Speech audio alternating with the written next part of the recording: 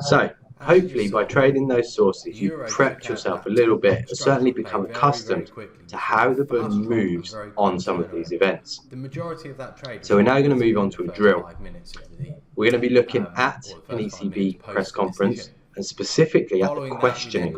So as I mentioned before, this is where Mario Draghi can use the questions to inform the markets of something, add a little bit of information perhaps the market hasn't yet picked up on.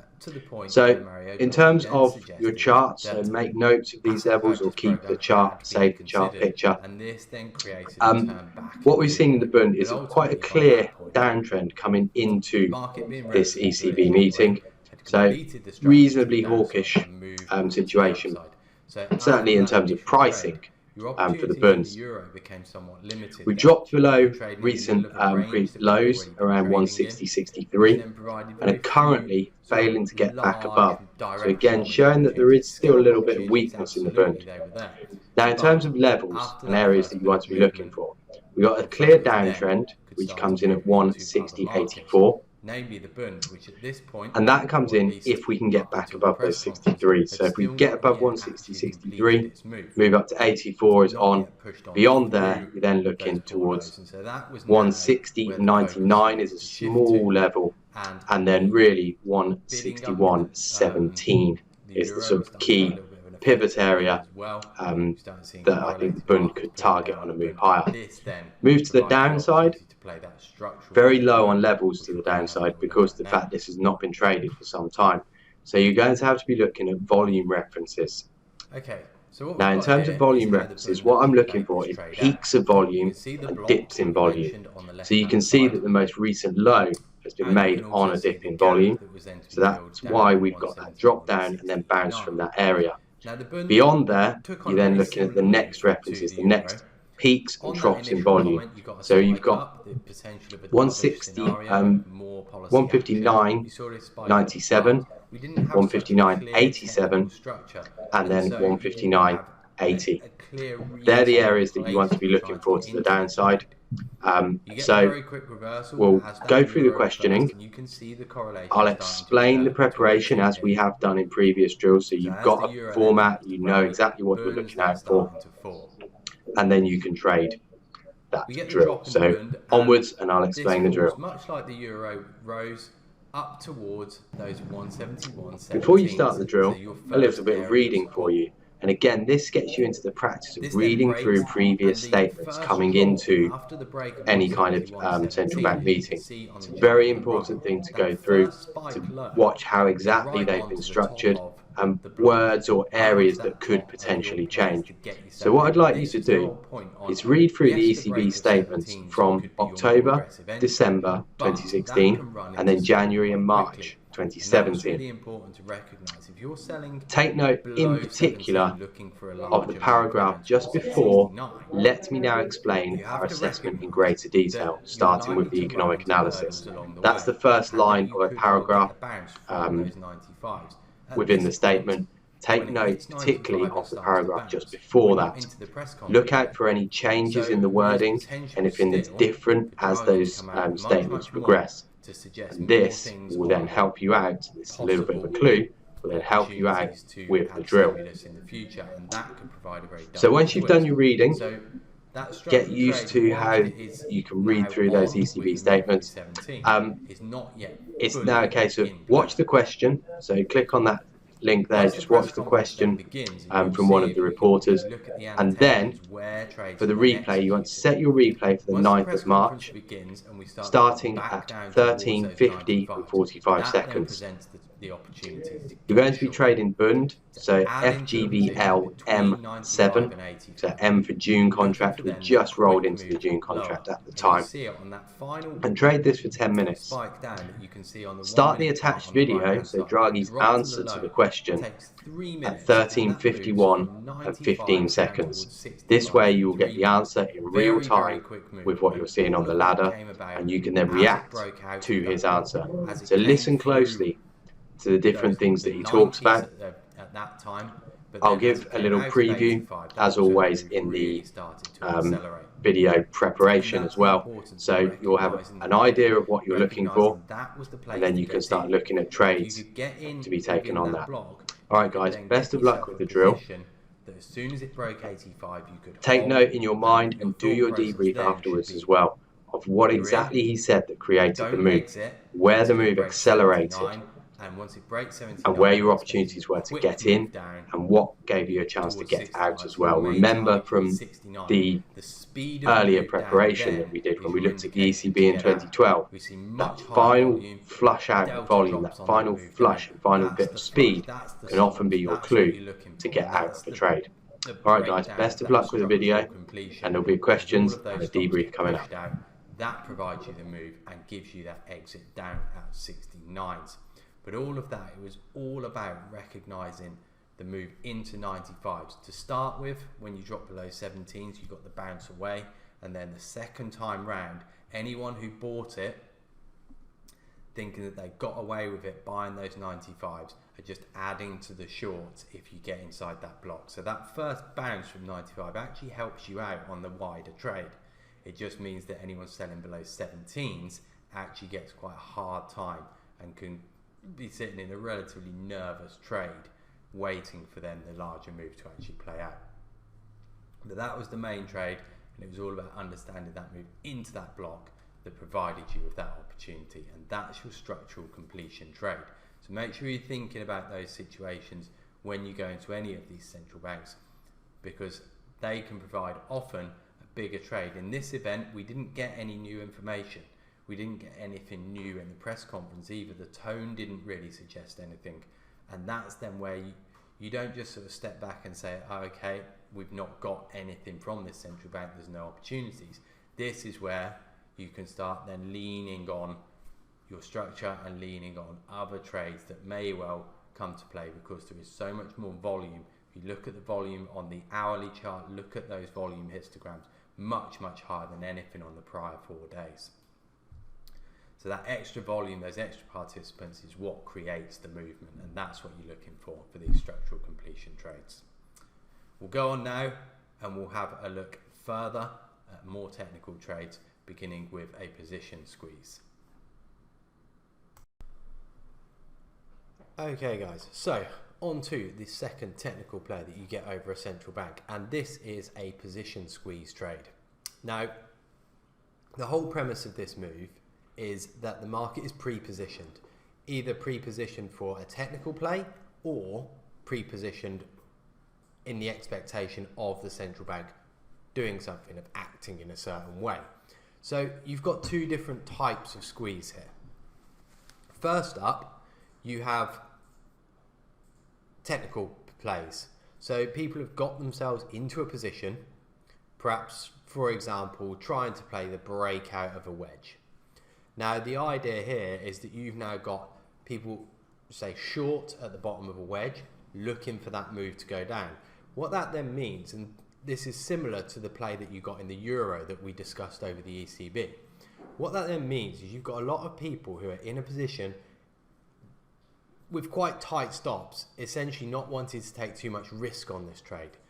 What can then happen is you get a stop out of those positions, there's your squeeze, and then the move continues in the way that it was going to go. So that's your first way of looking at it.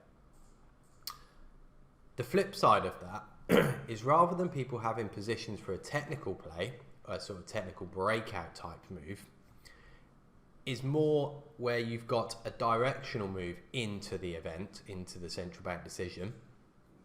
And then what happens is it's not so much a squeeze of the positions going into it. So say, for example, you get a move up on a play for a certain central bank decision. What that's showing you is that people are positioned now long going into this. What would you do if you were long going into a decision?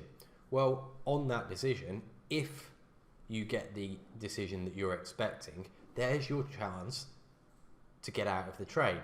So you're using the liquidity of the new buyers that come in on the release of that decision to get yourself out.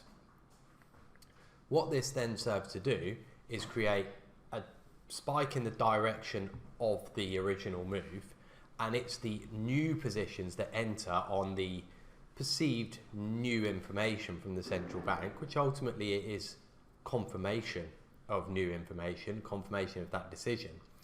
Those new positions that jump in then get squeezed in the opposite direction as the traders who already have their positions use those new entrants as liquidity to exit their existing positions, and it's then the new entrants that get squeezed in the opposite direction.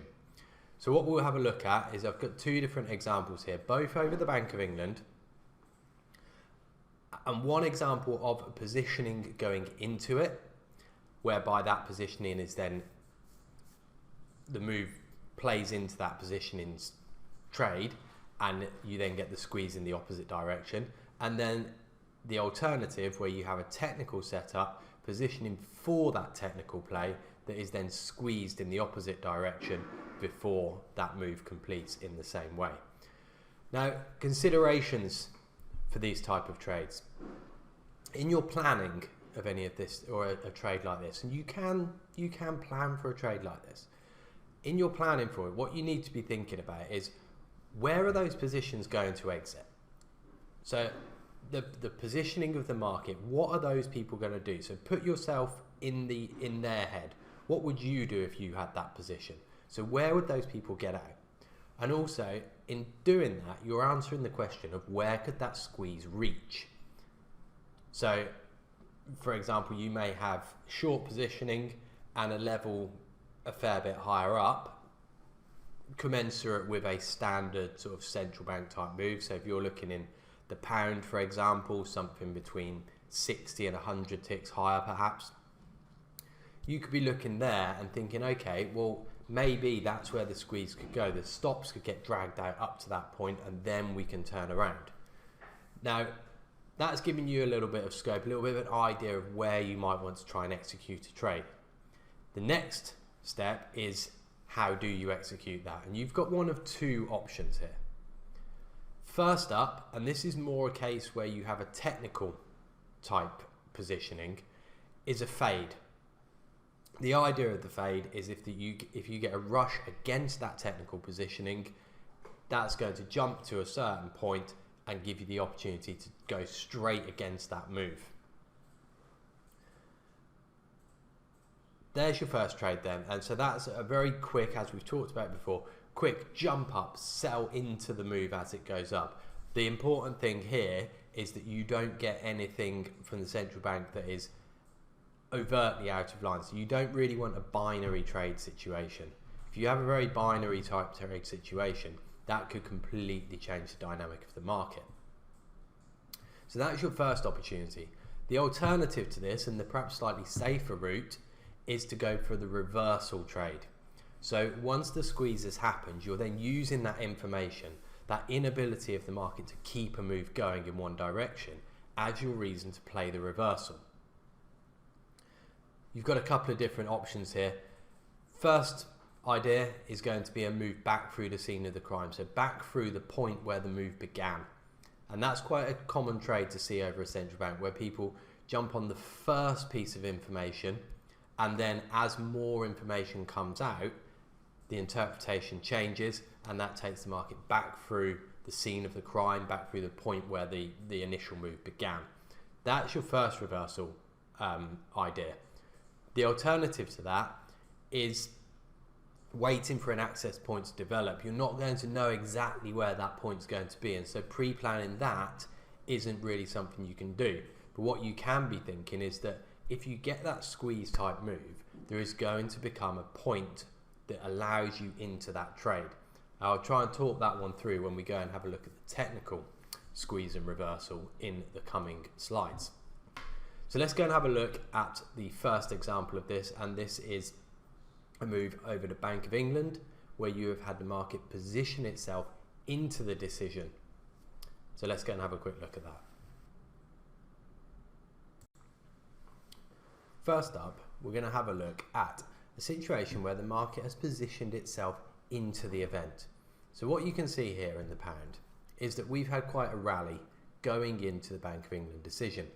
Past 3 days, and including the morning of the decision, the market has rallied. We've moved up from around about the 139.40s all the way up to around about 142.30, so around 300 ticks of upside activity. What this is suggesting to you is that people are playing for this move. They're getting themselves into long positions in the expectation that the Bank of England is going to suggest that potentially rates could still rise in May and give some kind of indication as to how that's going to happen, potentially vote in accordance to that as well. So we're getting a movement into this. The other thing to take from the technical player here is that going into it, looking at the profiles, and what you can see here, you can see the profile of the move itself, which is the profile furthest to the right. The profile to the left in the middle of the profile chart is an indication that the market is becoming stretched.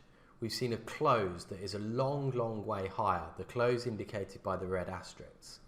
This is much higher than where value was the previous day, which is down at 141, 42, 44 area. So the market's now getting a little bit stretched. Think about what that means for those who are in positions. If you're long, and perhaps you've been long for a couple of days, yes, the market's becoming stretched, but ultimately you're still on side. You're playing for the Bank of England to give a more hawkish decision. Now, what are people going to do when that happens?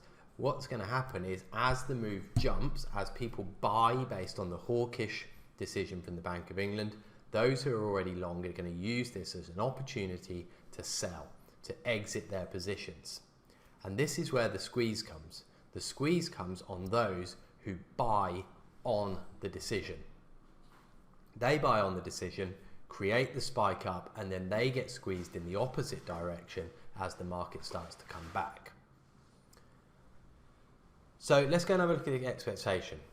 Expectation is 9-0 for unchanged rates, but still potentially an indication that they could hike in May. So 9-0 for an unchanged of rates.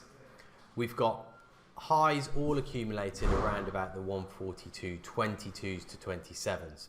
So that's going to be your area that if you get any jump above there, you're expecting people to start taking profit.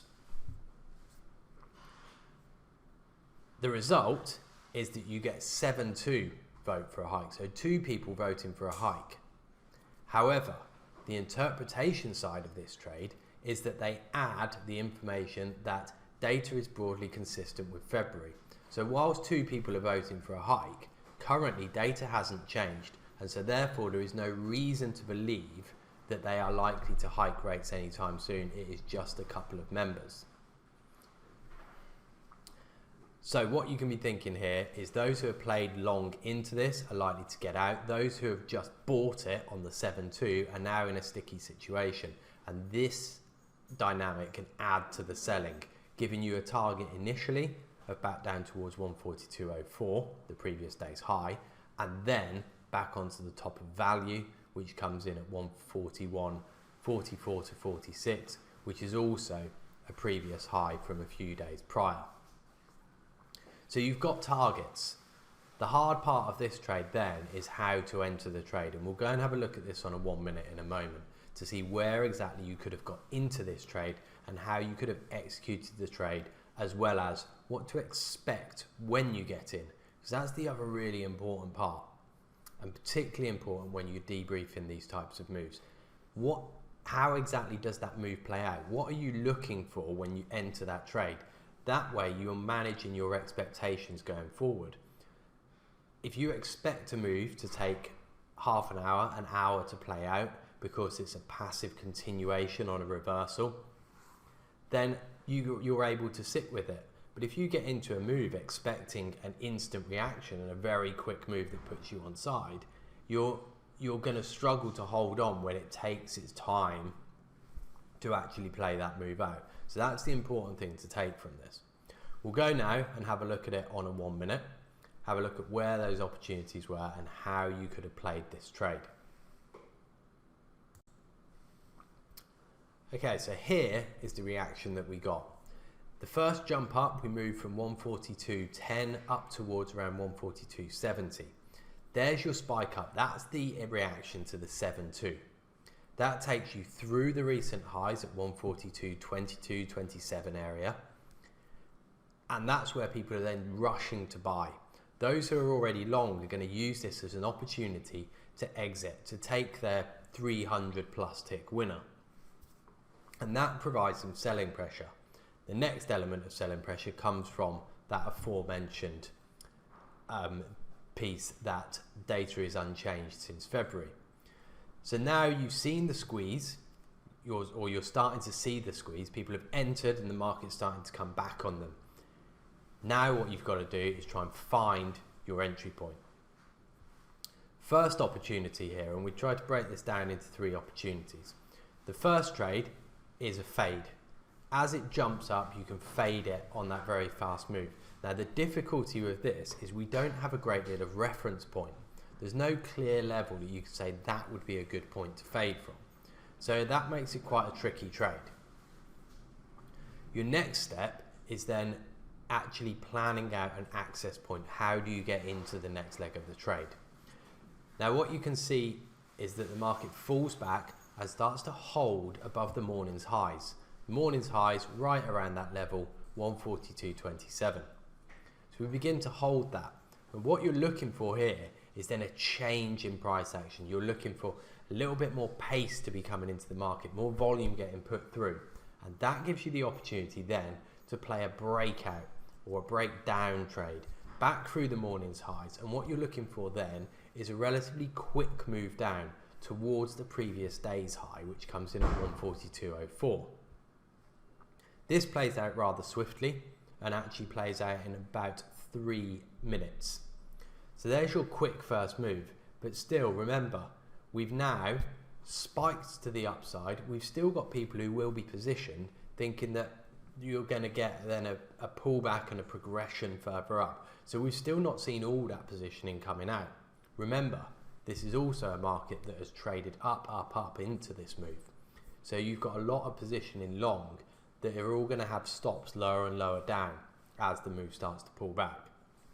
So your second trade then is to be looking for a passive entry. Previous highs, remember, were 142.22. So you get a pullback up there, and as long as we're not getting back above those previous highs, that's where you have an opportunity for a passive entry to sell as the market rises back up, with the intention then of running this right the way down towards the previous day's value area high and those previous highs at 141.46. That's your bigger target. Now the important thing to be thinking about here, or to be taken from this, is that this second wave trade is a trade that's going to take much longer to play out, and in fact takes around about 2 hours to actually achieve the move. The move's a full 80 ticks to the downside, but it takes 2 hours to do it. And this is something you need to have in your mind when you're taking these trades on. That yes, you can see the entry point, yes, you can see the target, but what often happens is then the middle part goes out of people's heads, and all they focus on is the idea that I'm in here and it's going to go here, and they view it as a straight line move. Now, it's a second wave trade. So this is going to have, the market's going to have slowed down. You can see that volume's fallen off by this point. So you're going to get a much steadier fall from here, a much steadier drift down that's going to take that little bit longer. Now, if you've planned for this and you're ready for it, then that makes an absolutely fine trade, because you're able to then hold on to it. And your particular point of confirmation is when it breaks the lows at 141.90s. They were the lows that we'd established on the back of the initial pullback before the bounce up to give you that passive entry. So once that breaks, then you're confident that the trade is on. That's where your confidence increases, and that's where you can say to yourself, this is going to work. Maintain your stop above the previous day's high, above 142.04, and then you can start targeting that larger move down. So that's how you'd be looking to try and play this. 2 opportunities predominantly: the breakout to the downside for that initial reversal trade, followed by then the passive entry for the much steadier continuation move. You can play this as a combination, that you get in on the first trade, cover some and then add in for the second, or this can be played as two distinctly separate trades. One, the first squeeze of those initial buyers that buy at above 22, and then secondly, as a passive move for this steady continuation to complete the move all the way down towards 140, 146. So two different ways of playing that same idea. It's all about recognizing that people will have given up on their long positions as you get the spike up, use that liquidity to get out, and it's the new buyers who enter at the top of a range that are the ones that get trapped and they get squeezed back the other way. We'll now go and have a look at a technical reversal or a technical squeeze of positions followed by the continuation. So both reversal type plays. We'll go and have a look at that. This provides a little bit more of a clear fade point, a clear sort of reference point where you could fade this, and you'll see the difference in the nature of the market going into the event. So we'll go and have a look at that. This time, the Bank of England once again, but in August in 2018, a few months after this decision had been made. Here we're going to look at a technical reversal. So a reversal of people who are positioned for a technical trade as opposed to positioned in the expectation of a certain event from the Bank of England. So in this situation, you can see the very clear difference. No trend move into this, no directional play into this. The market has been sitting for a couple of weeks between 131 and 132. It's also developed into a wedge, which we're beginning to get towards the end of. And this is where the technical play first comes in. From the morning's trade, and you can see the entirety of the move here, but the morning's trade gives an opportunity to play the break of the wedge, which also coincides with an inside day. The previous day was an inside day, so as that inside day breaks below 131.19 and breaks the wedge at the same price, you've then got an opportunity for a short. Excluding the Bank of England from this is a trade that you would be looking to take.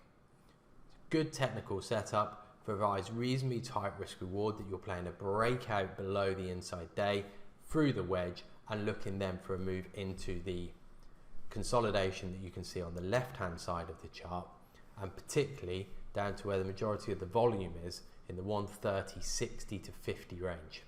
So that's going to be your main target on this. Now what's happened so far in the morning coming into this decision is there has been a move out of the wedge that has tested down to 130.90. This is where positions are getting accumulated.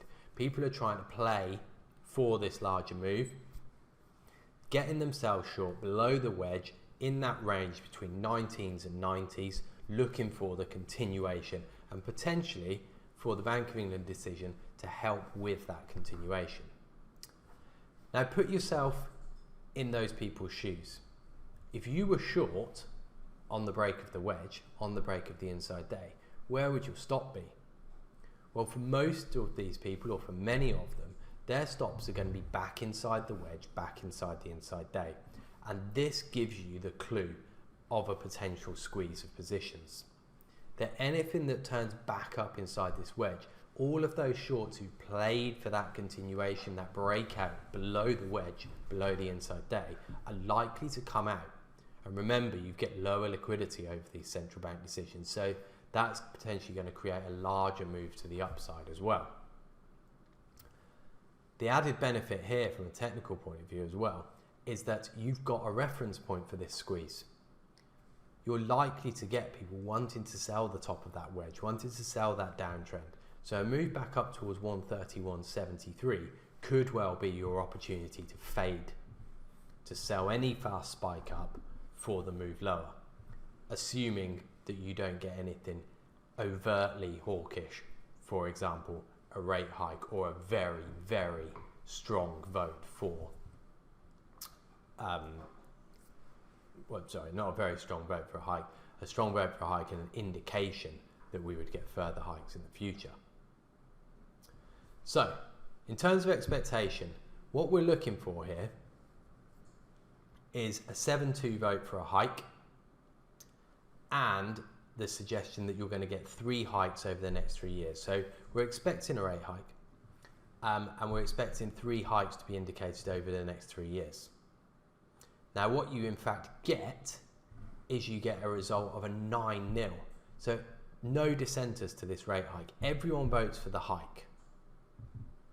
And this is what then squeezes those short positions out. The initial reaction is this is hawkish, squeezes the short positions out, gets the spike to the top of the range, and then reverses.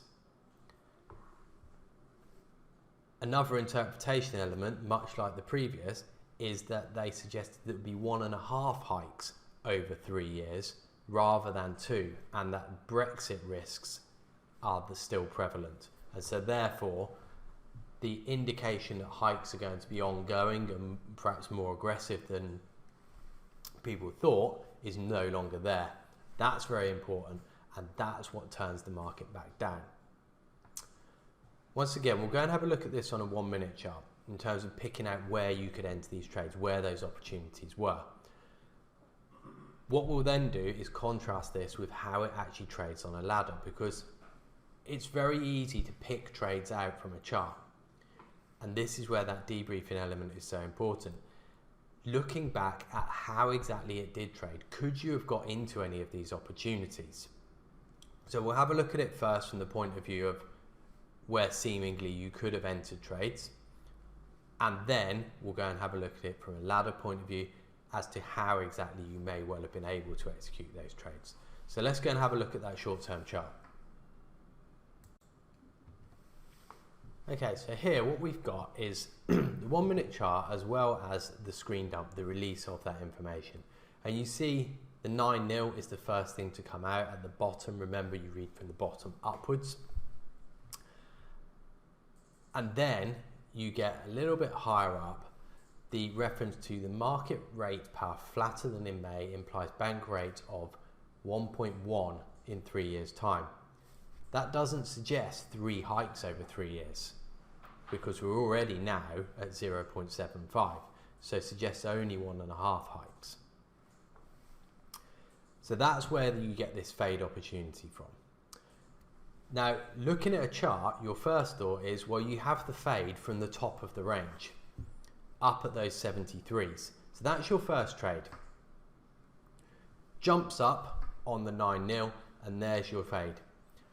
What you then have to do, and we'll see this on a ladder, is the actual trade opportunity there comes more in this fast recognition of a range establishing between 131.50s to 20s.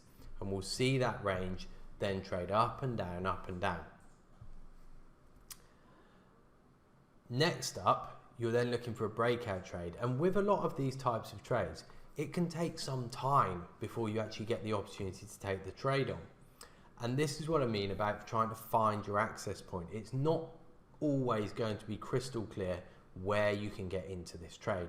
You can't plan beforehand where exactly you would want to get in. What you do know is there are some very key reference points. 131.10, for example, was the previous lows and the point where people were looking for this breakdown on that inside day and the wedge break. We'd also established lows at 90s for the day. So a break of 90s then accelerates this idea of falling. It also means that anyone who has bought it on the decision is definitely wrong. No one could have bought it on the decision and still been on side when you get through the low of the day. So what you're starting to look for then, and this comes into trade 2, the breakout element, is clues for this. And what you see is we have around about 45 minutes of sideways trade. But you get a very good clue that once we've established this range between 20s and 50s, is you then start to get quite this heavy sell-off. Comes a few minutes after the decision. Heavy selling back down once again towards 131.10. So we're seeing that the sellers are willing to take control here. Don't get any movement back up, and so the 131.10 then becomes your access point. We've tested it. By the time the breakout comes, that's been tested twice. You're looking then for your entry as it breaks through there. And as it breaks through, potentially a pullback and a stall there to give you a passive continuation trade. So that's your third opportunity that you play in the passive trade as you break 10 to get in, still with the intention this is going to fall through 90 and then continue down towards that 130, 60 to 50 range. In terms of your exit, what you're looking here for is any exhaustion into that zone. So rather than putting a definitive this is the level on it, use the price action to show you where that level could be. So as you get this exhaustion move down, this fast drop into 60s, that's your clue. That's the place to be getting out of your trade, and that gives you opportunity to exit. If you want to hold on further, you can do, and we'll see that from the price action from the ladder, where exactly you could have held on to this trade, and some of the clues that you should be looking for, and some of the things that you'd be putting into your debrief as to how exactly this traded to learn from in the future. What I've done here is, if you look at it purely from a chart point of view, there seems to be some very easy and very obvious trades to take here. We'll see on a ladder how particularly the fade at the top of that range was a very, very difficult trade to actually execute. So let's go and have a look at that, and we'll go and have a look at how this was actually traded. Okay guys, take note of where the pound first starts. The video will stop in a moment and you'll see the initial spike on the very first release, instant up towards 75, giving you very little chance of getting in. Now what you can see there, and as the box showed, it was instant to 75 and straight back to 40. This meant that the only way you could possibly fade this was by having an offer there. So your next area of fade is to establish where the market's ranging. We've seen a trade up towards 50 and we can't then get beyond there. What typically happens after the first spike is we get a bit of trade that creates a small range. There again, once up more, up towards 50s, and we find resistance. So this range is now being established. 131.20s up to 50s. Remember, 131.19 was the breakout point. That was your inside day break. So we're staying just inside there, holding above 20s, trading up to 50. So if you're looking to play the long trade here, the continuation to keep the move going towards new highs, you have that opportunity. You'll be playing this trade as long as we're staying above 20s. You're looking then for a break of 50s and a continuation higher. But what we start to see here, we're just over a minute after the event. Volumes have started to fade a little bit. We've started to slow down. Once again, another push up to 50. Do we see any continuation? No. So what we've now got is a range that we're waiting to see the break of. Now, from a technical point of view, those shorts could well now have been viewed as being squeezed out, and we're then going to get new shorts established on a break back below 19s and 10s. So that's going to be your idea. If you are sticking to this technical view that we have a position squeeze up based on the technical wedge break, that position squeeze up, then we're looking for more selling as we come back below 19s and 10s. Whilst above there though, whilst inside the inside days range, we've still got scope to the upside. And also based on the slightly more hawkish decision from the Bank of England, we've still got scope there. So there we go, down towards 20s, and we're starting now to actually just have a little bit of a tip through 19s, 20s. Find support again. You now need the support to act and start giving us buyers, bringing the market back up through the 25s where the average price is, back up towards the 50s once more. But what you now start to see here, it's struggled at 25. We've had another attempt at selling here. This could be your first attempt at the breakout trade to the downside through the 19s. If we can get through 10s, then you should get the acceleration. So here's the first push down towards 12s, 13s, and we find some buying quickly. Now the important thing here, if you're going for the short, is that we don't break 19s. If we get back above 19s, then your reason for the short is no longer valid. And also the more important element is you're looking for it to move back through 10s. We're not seeing that. We're now starting to tick back up above 19, and so we can now start looking for a move, particularly if we get through 25s, all the way back up towards the 30s to 50s area. So the first attempt is not there. That first attempt lower has failed at 19. We're now starting to tick back up through the range. And still a potential opportunity. Those who are long are still feeling they've got a little bit of comfort in this trade. They're still slightly safe on this, and we can still be looking for a further continuation up towards 50s and then potentially all the way up towards the new high. So we're back into that range and back consolidating once more. This is giving us a little clue. We're starting to establish a low that's important down at 12s, which also coincides with those previous lows where the main part of the breakout is likely to come from. So that's what we've managed to establish so far. Remember, these trades often can take a little bit of time before we get the next leg of the move, and so you get 45 minutes now before the next leg. The next video will show the final leg